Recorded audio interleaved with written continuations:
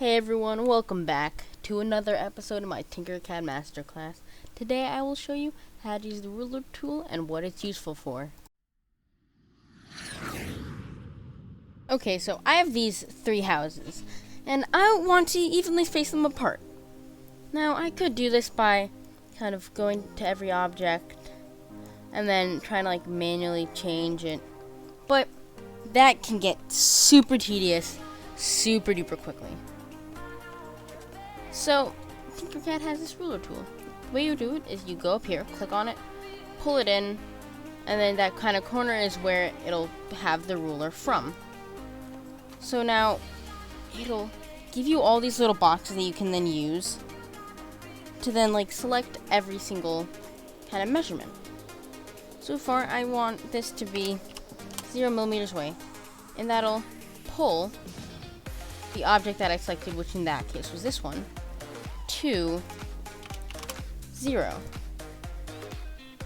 Now that one's already on 0. So now this has a distance of 38.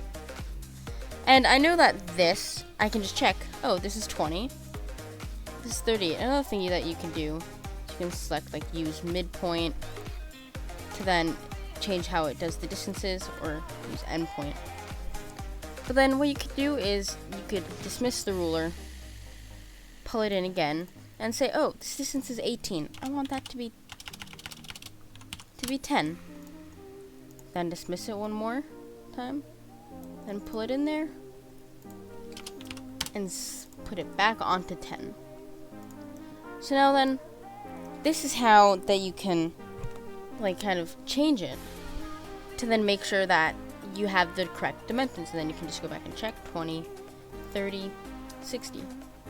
And then you can still just change other distances.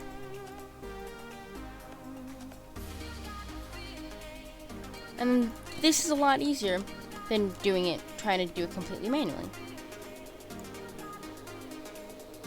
Now the one problem is, from what I can see, you can only attach the ruler to the work plane, but you can still change the work plane. I'm gonna try it there. And then you can attach it to the work plane this way, which does solve the problems, except it can get a little annoying, because then it also moves the work plane, because then the work plane moves and changes. But you can also use this ruler tool to change its height. One, you can just change the scale of it, say 500. And then also, if you move an object up, you can then change how high off the ruler it is. So then that is how I use the ruler tool. Now I'm going to be honest, I don't use the ruler tool that much. I've sometimes used it, but I just find that a lot of the time, I don't have good uses for it. Now, I know there are plenty of people that use it and are really great with it. I just don't use it, haven't really found a use for it. Okay guys, if y'all like this video, please like and share it. If you didn't like it, I'm fine if you dislike it. Just tell me why in the comments down below. Remember, if you want more videos like this, please subscribe. And if you can, please support me on my Patreon. And as always, keep on designing.